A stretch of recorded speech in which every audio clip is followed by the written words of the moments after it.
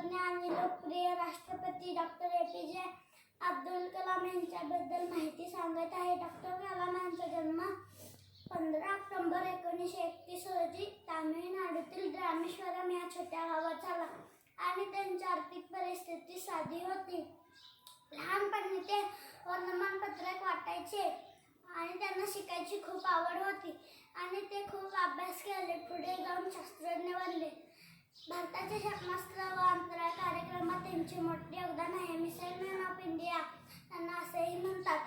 2002 साली ते भारताचे राष्ट्रपती झाले. भारताचे राष्ट्रपती झाल्यावरही त्यांना मुलांना भेटायला, त्यांच्याशी बोलायला आवडायचे आणि त्यांना मुले खूप प्रिय होती. ते नेहमी म्हणायचे, स्वप्न बघा आणि ते पूर्ण करण्यासाठी मेहनत करा. 27 जुलै 2015 रोजी व्याख्यान देताना त्यांचे निधन झाले. पण त्यांचे विचार आणि शिकवण आजही आपल्याला मार्गदर्शन करतात. आपण सगळ्यांनी त्यांच्यासारखं स्वप्न बघायला हवं आणि ते पूर्ण करण्यासाठी मेहनत करायला हवी.